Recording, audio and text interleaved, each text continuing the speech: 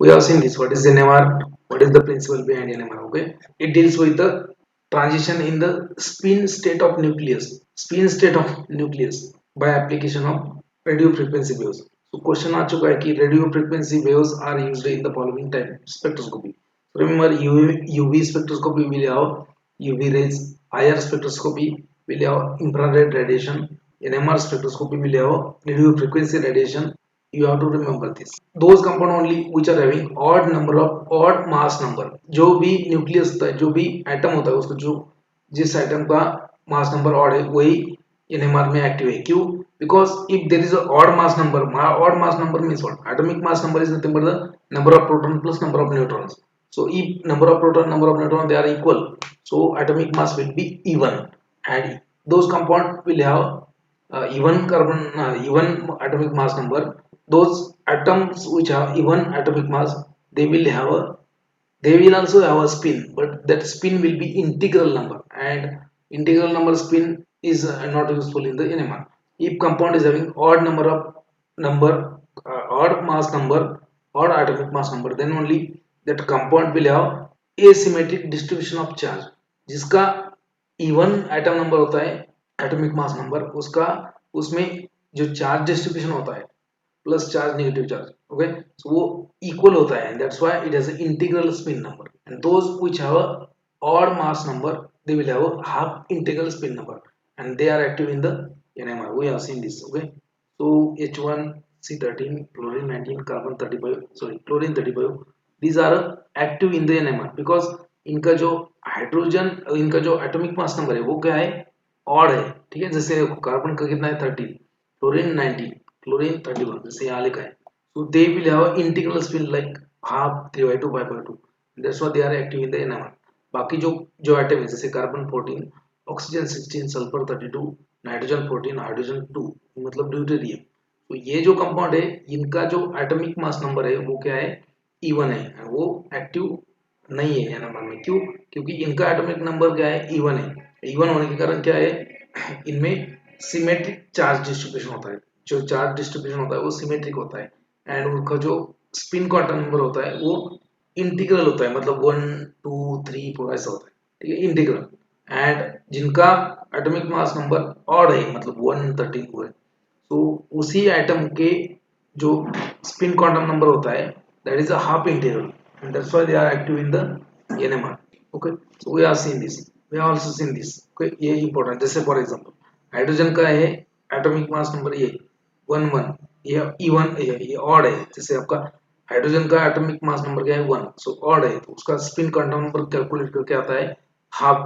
Okay, जैसे deuterium जो है, हाइड्रोजन का ड्यूटेरियम मतलब सेकंड आइसोटोप, तो इसका एटॉमिक मास नंबर होता है 2, तो उसका स्पिन क्वांटम नंबर कैलकुलेट करके आता है आपका 1, so it is integral. So H1 NMR is there. Okay, hydrogen 1 is active in NMR, hydrogen 2 is not active in NMR. The carbon 12 है आपका normal carbon, so normal carbon का atomic mass number क्या है? कितना है? 12, so it is even. So even होने के कारण इसका स्पिन क्वांटम नंबर क्या, स्पिन क्वांटम नंबर क्या आता है? स्पिन क्वांटम नंबर 0 आता है. 0 आ गया, that is useless. Okay, so it is not active. अभी देखो कार्बन नंबर 13, तो 13 कार्बन मतलब इवन नहीं है, ये ऑड है. ठीक है, तो ऑड होने के कारण उसका जो स्पिन क्वांटम नंबर है वो 1/2 आता है, and that is active in the number. जैसे नाइट्रोजन 14, तो ये एक्टिव नहीं है. ऑक्सीजन 16 भी एक्टिव नहीं है, लेकिन ऑक्सीजन 17 एक्टिव है. ऑक्सीजन 17 मतलब ऑक्सीजन का ये आइसोटोप है, सो that is having spin quantum number half. Spin quantum number half integral जिसका है फ्लोरीन 19, उसका 3/2 है, मतलब हाफ इंटीग्रल है. फॉस्फोरस 31, उसका भी हाफ इंटीग्रल. क्लोरीन क्लोरीन 35, उसका आता है 5/2. ठीक है, सो जिसका 1/2 स्पिन क्वांटम नंबर है उसके नंबर ऑफ स्टेट कितने रहेंगे? स्पिन 2 रहेंगे. मतलब एक पॉजिटिव स्पिन स्टेट रहेगा, एक नेगेटिव, मतलब एक पॉजिटिव एक नेगेटिव. तो वैसे ही जो हाफ इंटीग्रल वाले हैं उनका स्पिन स्टेट अलग अलग है. जैसे कार्बन 13 का भी स्पिन स्टेट होता है 2, जैसे ये ऑक्सीजन 17 का कितना आएगा? 6 आएगा. So those atomic atoms having odd mass number, they are only active in the NMR. We have seen this. Then we have seen the principle. जैसे if you place a atom, जो atom होता है normally, atom having half integral spin quantum number, मतलब जो atom में odd mass number है, इसका odd atomic mass number है, उसका स्पिन क्वांटम नंबर क्या रहेगा, हाफ इंटीग्रल। ठीक है, मतलब वो एटम्स और nuclei having odd mass number they spins on their axis, वो खुद के एक्सिस के ऊपर स्पिन करते हैं। Now if you place that atom in a magnetic field, अगर आपने एक्सटर्नल मैग्नेटिक फील्ड में उस एटम को रखा तो क्या होगा, that atom will spin along with the axis. In addition to that because of the applied magnetic field, it will also have some pressure, it will also rotate or it will also spin in the precessional orbit, तो एक थोड़ा सा भौरे जैसा भी मिलेगा, भौरे जैसे भी घूमेगा।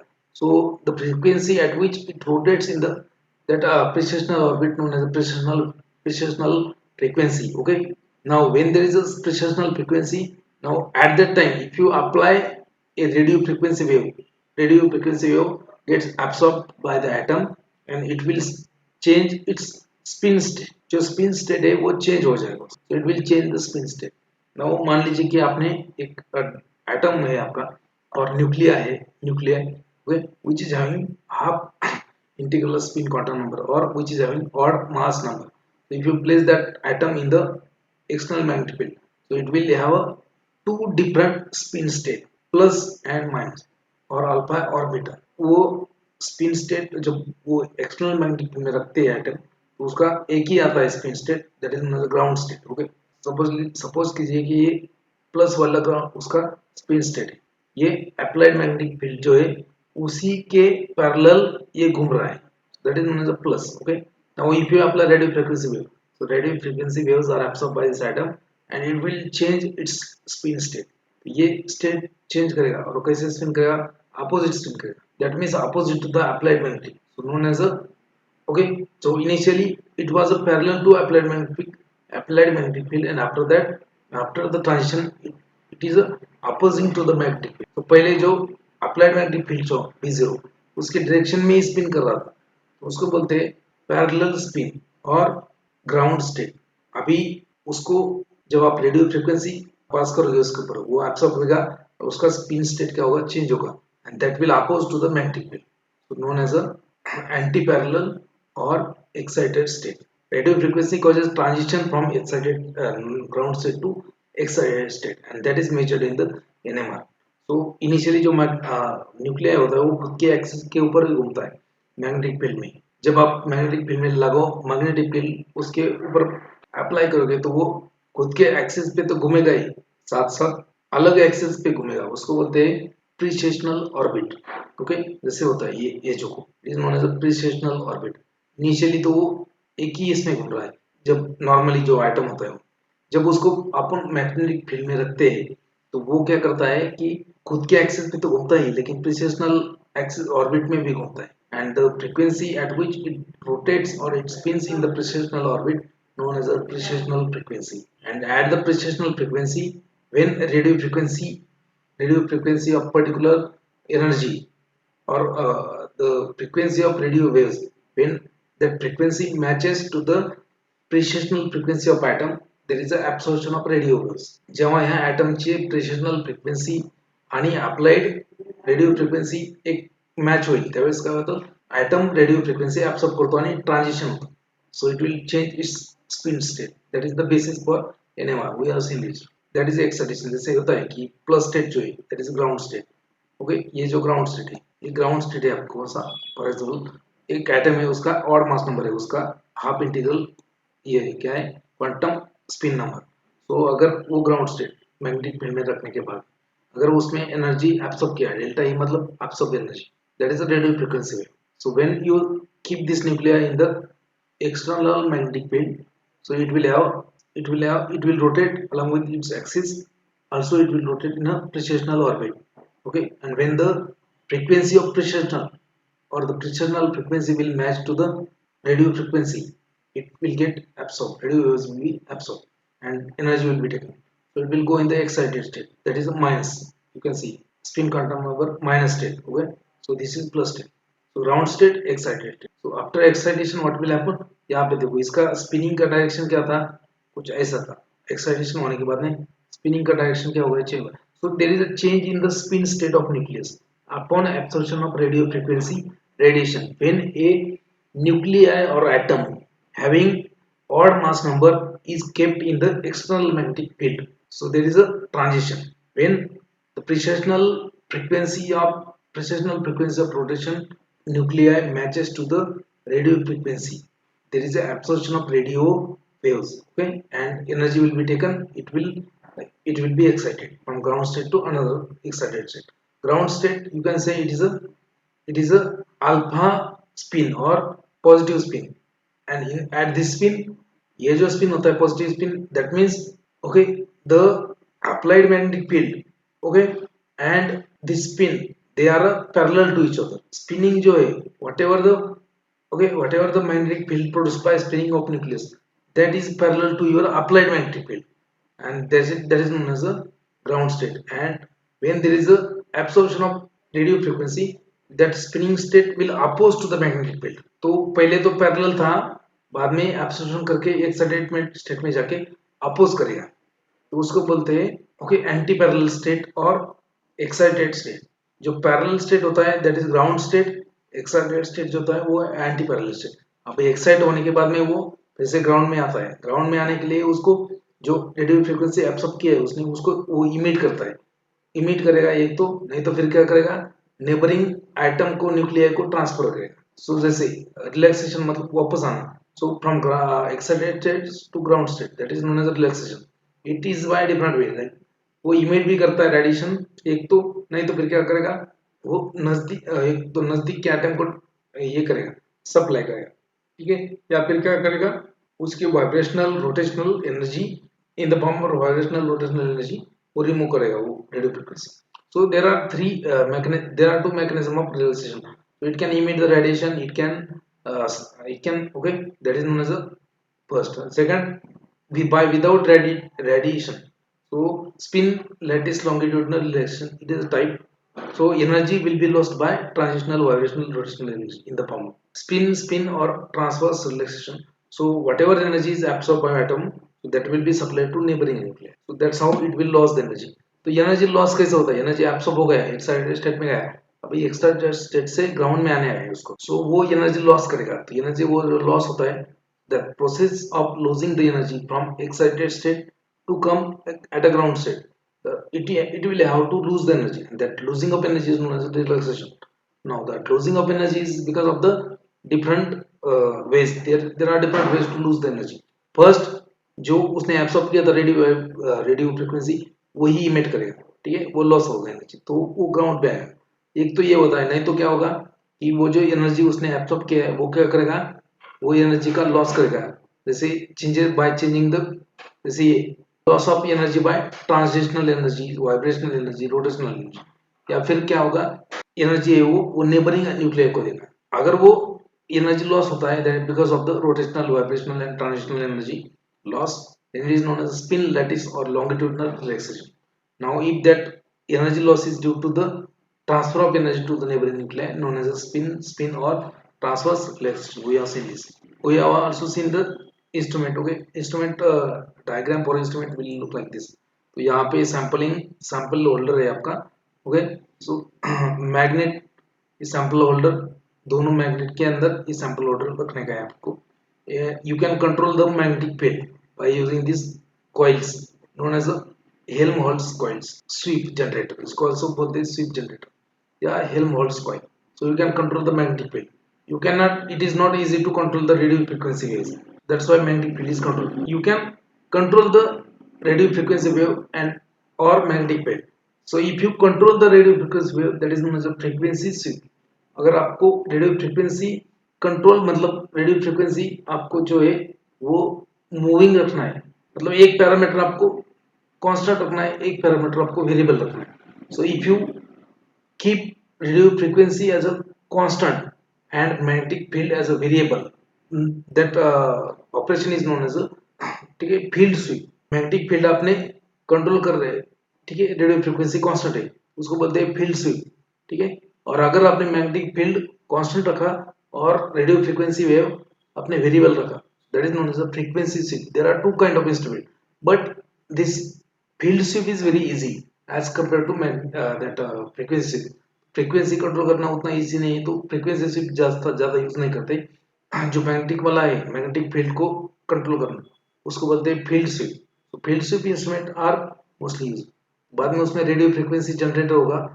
ओके, वो रेडियो फ्रिक्वेंसी यहाँ पे डालेगा उसके ऊपर, और वहाँ पे रिसीवर डिटेक्टर में क्या होगा, अनएब्सॉर्ब्ड रेडियो फ्रिक्वेंसी डिटेक्ट होगा। Parts of NMR instrument we have seen that radio frequency generator और radio frequency transmitter. Radio frequency generator of 60 megahertz or 90 megahertz, 100 megahertz, 220, 300, 400 megahertz. So depending upon the resolution required, more will be the frequency, more will be the resolution.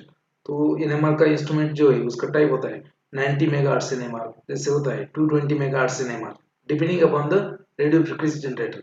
उसमें कितना कितने radio frequency कितने megahertz का radio frequency generate होता है, उसके ऊपर उसका टाइप बनता है। Radio frequency receiver to measure the intensity of an absorbed radio frequency radiation. Then switch generator means to control the field of magnetic strength। जो मैग्नेटिक फील्ड है उसका स्ट्रेंथ कंट्रोल करने के लिए स्वीप जनरेटर यूज करते हैं। And in the instrument it is a kind of coils known as a Helmholtz coils। तो ये आगे में आएगा आपको। So there are depending on this, so like 14,092 gauges, 14,092 gauge field strength is there, या फिर 21,140 gauges field strength, 23490 gauge strength। So depending upon the radio frequency used, so you have to use the strength of magnetic field। तो उसके बाद में recorder आएगा। So to record the NMR signal detector. Sampling cell क्या रहेगा, sampling cell of NMR will exactly look like a test tube। Test tube of 25 centimeter length and 5 centimeter in the diameter। Okay, sampling cell should be, you have to keep this sampling cell in the magnet। this sampling cell should be spin or spoon, ये भी rotate करना है, उसको भी rotate करना है sampling cell को at a 30 revolution per second। why? Because every part of your sample should get a uniform magnetic field and uniform frequency, so you have to rotate the sampling cell also to provide uniform magnetic field। ये हो चुका है। अब a combination of 60 megahertz radio frequency, 14,092 gauge magnetic field, so this combination is used for the NMR। ठीक है। so if you want a higher resolution, more combination can be used। theoretical basis क्या होता है NMR का? Okay, NMR का theoretical basis मैंने पहले ही बोला है। जब जब मैग्नेटिक फील्ड में अपन न्यूक्लियर रखेंगे, न्यूक्लियर कौन सा, जिसका spin quantum number half integral है, ऐसा न्यूक्लियर अगर मैग्नेटिक फील्ड में रखेंगे तो वो क्या करता है, एक्सिस के ऊपर वो तो रिवॉल्यूशन मतलब स्पिन करता है, along with while spinning on its own axis। if you keep the nuclei in the magnetic field while spinning with its own axis, it also spin with the another orbit known as a precessional orbit, and the frequency of that rotation of nuclei in the precessional orbit known as a precessional frequency। and when this radio frequency will match to a precessional frequency of atom, at that time there will be absorption of energy। okay, very simple। and the basis of NMR spectroscopy is nothing but Larmor's equation or Larmor's frequency। ये क्या है, mathematical basis for NMR spectroscopy क्या है, Larmor equation. Larmor equation is equal to nothing but the frequency is equal to this gamma divided by 2 pi into h0। what is gamma? Gamma is known as a gyrative magnetic ratio। Question इसके ऊपर आ चुका है, what is gamma? Gyrative magnetic ratio। okay, and V is nothing but the frequency required, frequency of radio frequency, the frequency of radio is required to cause transition। बाकी क्योंकि यहाँ पे क्या है, ये जीरो, ये जो है दिस इज नोन एज, ये zero is known as applied magnetic field। okay, which is kept constant most of the time। it is a field sweep। तो देखो NMR के दो तरीके होते हैं, एक तो आप मैग्नेटिक फील्ड को कांस्टेंट रखो या फिर रेडियो फ्रीक्वेंसी को कांस्टेंट रखो। If you keep radio frequency constant, so you have to vary magnetic field, which is easy, you can easily control the magnetic field, and this type of technique is known as a field sweep। okay, field sweep। अगर आपने radio frequency constant रखा तो मान लीजिए कि radio frequency constant नहीं रखना है आपको और आपको मैग्नेटिक फील्ड कांस्टेंट रखना है, तो you keep the magnetic field constant and you vary the radio frequency wave, that is known as a frequency sweep. ठीक है, तो मैग्नेटिक फील्ड कांस्टेंट रखना बहुत इजी है, लेकिन मैग्नेटिक फील्ड जो है वो वेरी करना बहुत इजी है, कांस्टेंट रखना भी इजी है, लेकिन जो रेडियो फ्रीक्वेंसी है वो कांस्टेंट रखना उतना इजी नहीं है। That's why most of the time magnetic field is kept variable and frequency radio frequency is kept constant, so known as a, ठीक है, अगर आपने रेडियो फ्रीक्वेंसी वेरिएबल है तो उसको बोलेंगे फ्रीक्वेंसी स्वीप, अगर मैग्नेटिक फील्ड वेरिएबल है उसको बोलेंगे field sweep. So most of the instruments they are field sweep. ये भी ऑलरेडी देखा है, कंट्रोल रिलैक्सेशन मैकेनिज्म वगैरह सब हो गए. नाउ वन मोर, ठीक है. Now whatever time spend in the spend by the nuclei in the excited state, जो एक्साइटेड स्टेट में टाइम स्पेंड किया जाता है उसको बोलते हैं relaxation time. The time spend by a nuclei और a atom in the excited state known as a relaxation time. और उसके बाद में वो, so what is the relaxation time? Time spent in the excited state by a nuclei known as a relaxation time. Relaxation के mode कितने हैं we have seen. Longitudinal relaxation, transverse relaxation. तो पहला तो होता है कि by emission of radio frequency. दूसरा होता है by not emitting the radiation. उसमें आता है, एक आता है longitudinal relaxation, उसको बोलते हैं spin lattice relaxation. That is nothing but the transfer of energy in the form of vibrational, rotational or electronic energy. That is known as a longitudinal relaxation और spin lattice relaxation. दूसरा एक type होता है transverse relaxation, that means transfer of energy to the neighbouring nuclei known as a transverse relaxation. और spin spin spin spin transverse relaxation. Now magic angle in the NMR. तो क्या होता है कि सॉलिड सैंपल जो होता है, if you obtain an NMR spectrum of solid sample, so solid sample gives broad spectrum, मतलब ये ब्रॉड पिक देगा आपको, एक नैरो पिक नहीं देगा. And broad peak that is not analytically useful. तो जो ब्रॉड पिक मिलता है वो ज्यादा यूजफुल नहीं होता है. तो यू रिक्वायर नैरो पिक, छोटा सा नैरो मतलब शार्प पिक चाहिए आपको. जो ब्रॉड पिक है वो यूजफुल नहीं. Now in that case if you rotate the solid sample so that the axis of rotation of sample is 54.7 and then you carry out the NMR, you will get a very narrow peak and that is analytically useful. Now that angle that is known as a 54.7 degrees, that angle is known as a magic angle in the NMR. Magic angle क्यों करते हैं, क्यों बोलते हैं उसको, क्योंकि solid का sample का एनएमआर किया तो ब्रॉड पिक आ जाता है, वो यूजफुल नहीं होता जाता एनालिटिकली. अगर वो सैंपल आपने रोटेट किया so that the axis of rotation is 54.7 degree, the sample you will get a narrow peak in the NMR and that's why it is known as a magic angle in the question. इसके ऊपर भी आ चुका है. Paramagnetic molecule like oxygen, okay, they also causes the peak broadening. Nuclei with quadrupole movement also causes the peak broadening.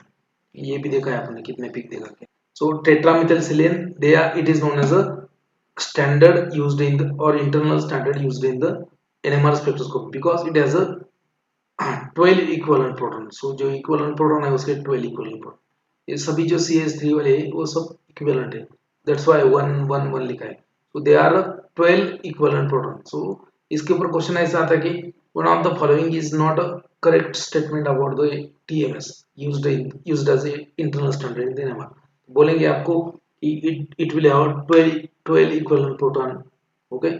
Then it will show intense signal, it will show intense signal at 0. बोलेंगे it is having silicon atom which is electronegative in the nature at the central. ऐसा 3 4 option देंगे. So remember जो पहले तो क्या है, these tetramethyl मिले हुआ 12 equivalent proton. ये जो 12 proton है आपकी CH3 जो CH3 so these all proton are known as equivalent proton. 12 equivalent proton, ये तो करेक्ट होगा. These 12 equivalent protons they are equally shielded, मतलब ये प्रोटेक्ट किए जाते हैं equally shielded by silicon which is having electropositive. ये क्या है, electropositive, electronegative नहीं है, positive. Because of that it is shielded. So 12 equivalent proton and it is a highly shielded. ये बहुत ही ज्यादा shielded मतलब प्रोटेक्ट किया जाता है उसको, तो उसको एनर्जी एब्सॉर्ब करने से रोका जाता है सिलिकॉन की वजह से. कारण सिलिकॉन क्या है, इलेक्ट्रोपॉजिटिव एटम है. That's why it is shielded and that's why as these they are equivalent they will only give one peak. Okay, one peak ही देगी, एक ही peak देगा वो, ये पूरा हाइड्रोजन. बट कहाँ पे देगा वो peak, वो कौन डिसाइड करेगा, वो डिसाइड करेगा सिलिकॉन. अभी सिलिकॉन क्या है, इलेक्ट्रोपॉजिटिव है and because of that electropositive nature so these protons are shielded, highly shielded, मतलब ये प्रोटेक्ट किया जाता है and that's why it will show, okay, it will show a peak at a 0. It will show a peak at a 0. So TMS का value delta scale पे क्या आता है, जीरो आता है, कम से कम याद रखो, ये 2 बार पूछा है। So what is the value of TMS on the delta scale? ठीक है, now position of signal of NMR from by particular compound, that is okay, position of signal of NMR of a compound, it is denoted or it is placed on a scale known as a delta scale. So delta scale क्या है? Chemical shift. It is expressed in the form of chemical shift. The position of signal of NMR signal of particular compound, they are expressed in the word of chemical shift. Okay, and they are expressed as a chemical shift. और उसका unit क्या होता है? ppm. ये भी आपने देखा है. So this is known as a delta scale. उसके ऊपर हर एक टाइप के प्रोटॉन में क्या क्या है, उसका शेडिंग डिशेडिंग होगा. शेडिंग डिशेडिंग क्या होता है वो भी देखा है अपन ने, बट अगेन मैं तो आपका बोल देता हूँ बिकॉज बच्चे आए नहीं तो क्या पढ़ूंगा मैं.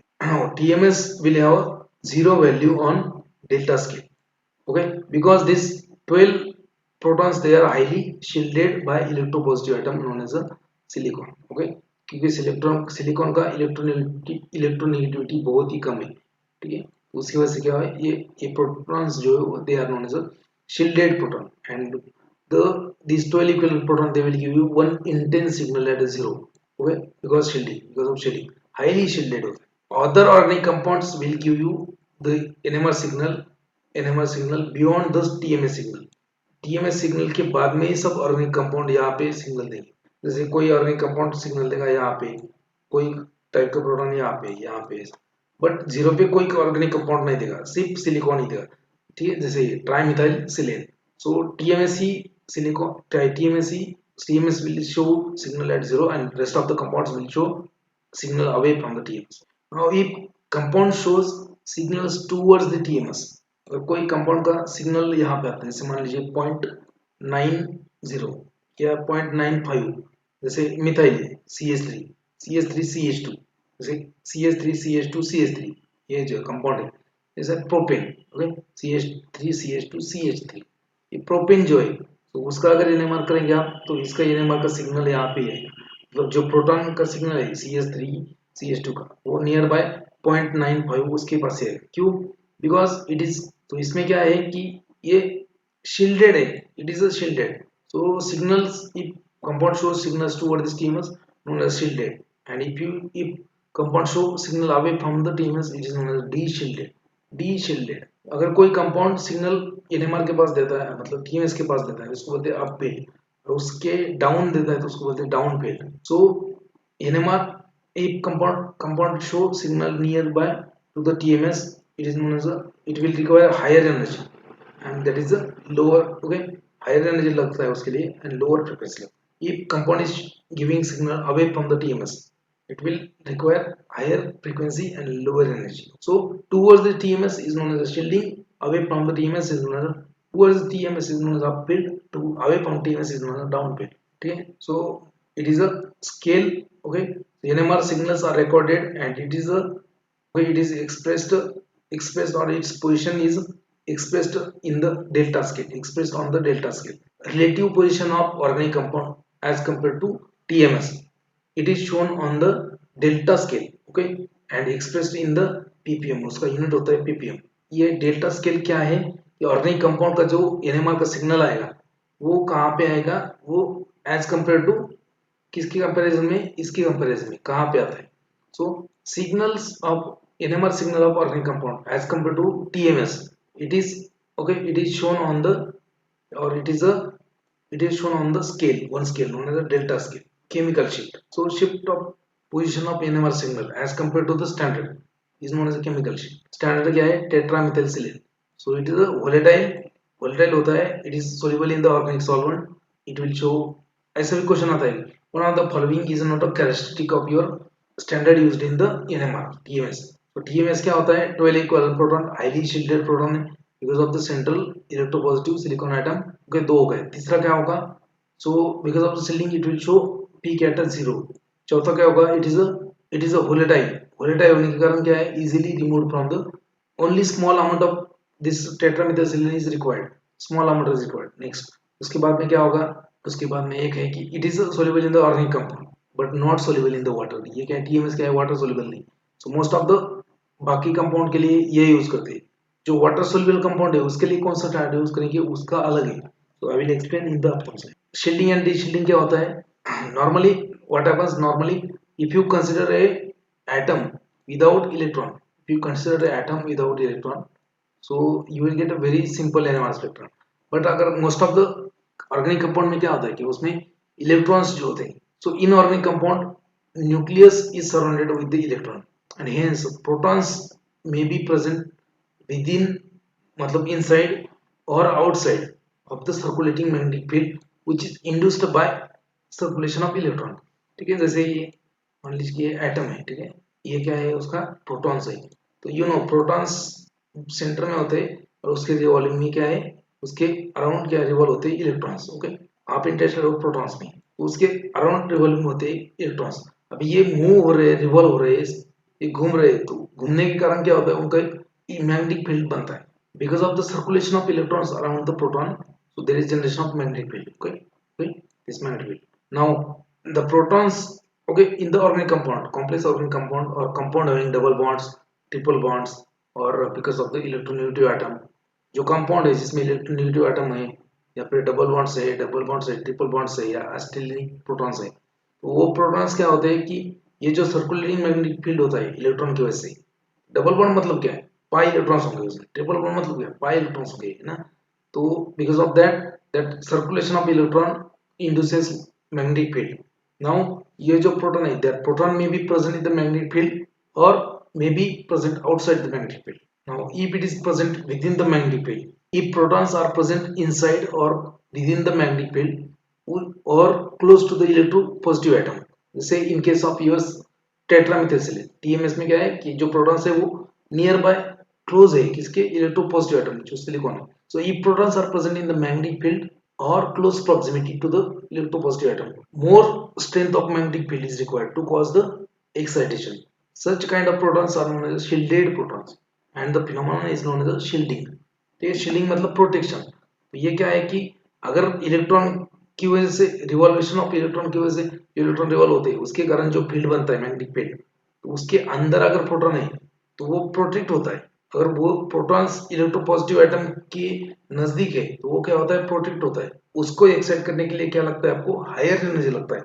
सो higher magnetic field is required to cause the excitation of such electrons which are present within the magnetic field induced by circulation of electron or if those electrons are nearer to the electropositive atom, so more magnetic field is required. Such kind of protons they are known as shielded proton and the phenomenon is known as shielding. Okay, now if the protons are outside the circulating magnetic field induced by circulation of electron, okay, or attached to a electronegative atom, इधर अगर कोई compound में जो electrons है, जो protons है, वो protons कहाँ पे है, outside the circulating magnetic field which is caused by revolution of your electrons, या फिर आपका जो प्रोटॉन है वो इलेक्ट्रोनेगेटिव एटम के नजदीक है. So what will happen, so less magnetic field will be required to excite such kind of proton and that's why it is known as a de-shielded proton and the phenomenon is known as a de-shielding. तो देखो यहाँ पे अगर, ठीक है, जैसे मान लीजिए यहाँ पे क्रिएशन, ओके, यहाँ पे देखो, so this is known as a applied magnetic field. ये applied magnetic field. अभी ये क्या है, ये न्यूक्लियस है, एटम है. अभी ये यहाँ पे इसमें प्रोटॉन रहेंगे, यहाँ पे क्या रहेंगे, प्रोटॉन्स न्यूक्लियस में, और यहाँ पे ये रिवॉल्व जो हो रहा है, रिवॉल्व जो हो रहा है वो यहाँ पे क्या रहेंगे, इलेक्ट्रॉन्स रहेंगे. ओके, सो प्रोटॉन्स के पेरी में क्या होती है, इलेक्ट्रॉन्स घूमते रहते ऑर्बिटल में. So because of that revolution of electrons around the proton, so it creates a circulation, due to revolution or circulation of electron around the proton creates a magnetic field that is known as a BE.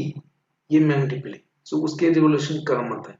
और आपने जो magnetic field apply किया है वो है B0. Okay, अभी इसके कारण जो मैग्नेटिक फील्ड बना है, अगर कोई प्रोटॉन उसके अंदर है that is known as a shielded proton.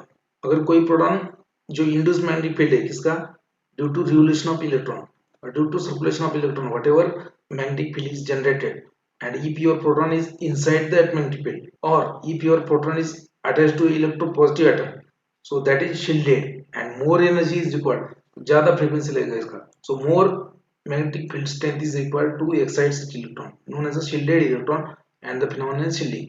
अभी मान लीजिए, okay, so that is known as shielding.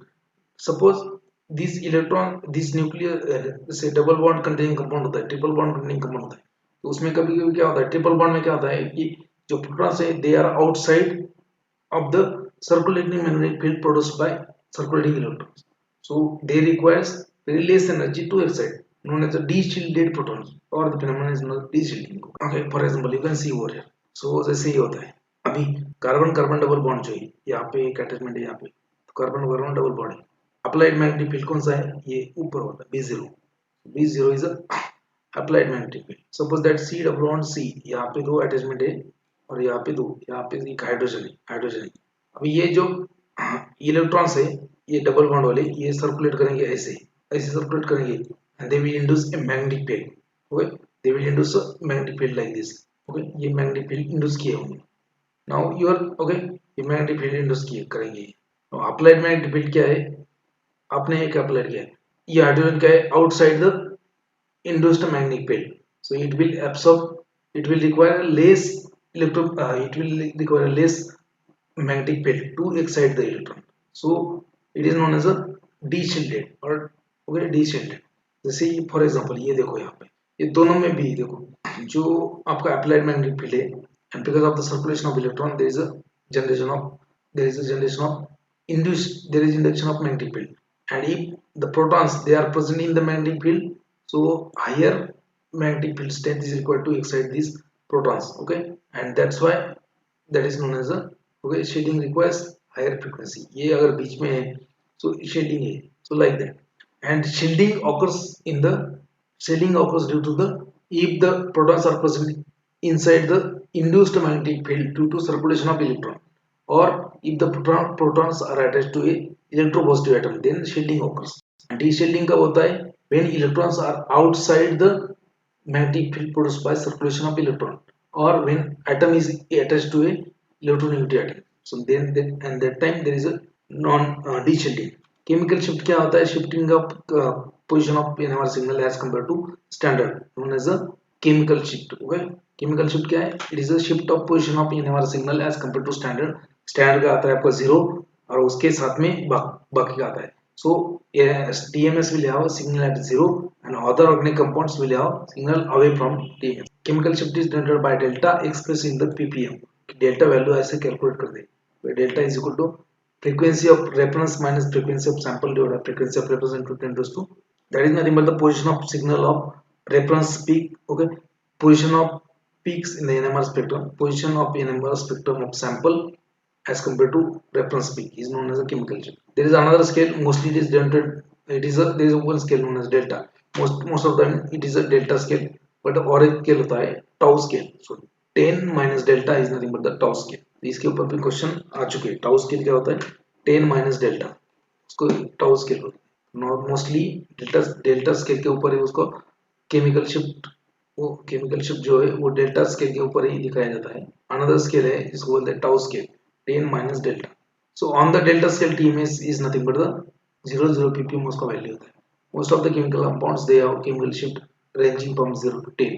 NMR spectrum में जो डेल्टा स्केल होता है वो कहाँ से कहाँ तक होता है, 1 to 0 sorry 0 to 10, 0 to 10. Delta scale कहाँ से होता है, 0 to 10. और 0 पे क्या आएगा, TMS का सिग्नल आएगा 0 पे, और बाकी के सिग्नल क्या होंगे, 0 से आगे मिलेंगे. All other organic compound will have a signal away from the TMS.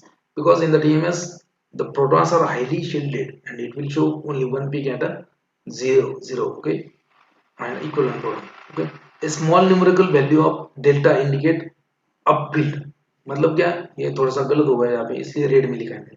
Small delta value, अगर कोई कंपाउंड का डेल्टा वैल्यू बहुत ही स्मॉल है, जैसे CH3 CH2 CH3, ये जो प्रोटॉन्स है उसका डेल्टा वैल्यू 0.9 के आसपास आएगा. So that is known as a highly shielded proton. अगर कोई प्रोटॉन का वैल्यू अगर दूर है, जैसे मान लीजिए 9 है या फिर 5 है, 6 है, 7 है, so they are known as the shielded proton. Okay, down field. Okay, reference standard कौन सा यूज करते हैं, TMS वगैरह. ओके, so 0.5% TMS is always mixed with the sample of which NMR spectrum has to be obtained, and वो sample के साथ में मिक्स किया जाता है TMS, and that's why it is known as an internal standard. Now ये सब already 2 बार हो चुका है. टुवर्ड्स द TMS, ये TMS का सिग्नल यहाँ पे आएगा, ये डेल्टा के लिए 0 पे आएगा. If any compound is showing signals near to the TMS, known as the upfield, and those protons are shielded proton. if any compound is showing signal away from the TMS, known as a de-shielding or downfield or de-shielded proton. जैसे okay, so ये important है. जैसे high field, low field. So high field मतलब क्या? Towards the TMS. Low field मतलब जैसे मान लीजिए यहाँ पे. So डेल्टा स्केल के ऊपर TMS का वैल्यू आएगा 0. उसके बाद में जैसे देखो ये क्या है, ये मिथिलीन प्रोटॉन है, CH3 यहाँ पे कुछ मतलब मिथिलीन प्रोटॉन है. So it will show at the delta value of methylene proton is near about the 0.9 और 1. ओके, उसके बाद में जैसे ये देखो सेकेंडरी टर्शियरी वगैरह कुछ है, सेकेंडरी CH2 ये है सेकेंडरी, तो इसका उसका डेल्टा वैल्यू थोड़ा सा एक के थोड़ा सा आगे है. जैसे ये ट्रिपल बॉन्ड वाली जो हाइड्रोजन है उसका वैल्यू उससे भी थोड़ा सा ज्यादा आगे आगे जाए. ये डीशेड हो रहा है धीरे धीरे, डीशलिंग हो रहा है. जैसे यहाँ पे कीटोन है, वो कीटोन का डेल्टा वैल्यू नियर अबाउट 2 के आसपास आएगा. ठीक है. सो फिनोलिक प्रोटॉन है, फिनोलिक प्रोटॉन, तो उसका वैल्यू भी अराउंड उसके पास आएगा. जो ईथर है जैसे ROR, तो ईथर ईथर ईथर में जो प्रोटॉन है they will show delta value around 3.5. वे जैसे ये ईस्टर वाले ester, proton of ester will show delta value at near by 4. ठीक है. ऐसा जो अल्कोहल जो है वो उसका थोड़ा सा ज्यादा रेंज होता है, अल्कोहल एंड अमाइंस का अल्कोहल का थोड़ा सा ज्यादा ज्यादा रेंज होता है. So they are not more specific. So phenolic, benzylic proton or aromatic proton जो है, they will show you the delta value of 6.9 to 8, 7 to 8. जैसे ये हो गए ketone, aldehyde ketones. So if अगर आपके कंपाउंड में कोई एल्डिहाइड का हाइड्रोजन है तो वो डेल्टा कहाँ पे आएगा उसका 9 to 10, बिकॉज ये दे आर हाईली डी-शिल्डेड. ये क्या है, ऑक्सीजन क्या है, इलेक्ट्रोनेगेटिव एटम है. इलेक्ट्रोनेगेटिव एटम होने के बाद इसको एनर्जी जो है it will require less magnetic field to excite, so that's why it is a d shielded. तो ये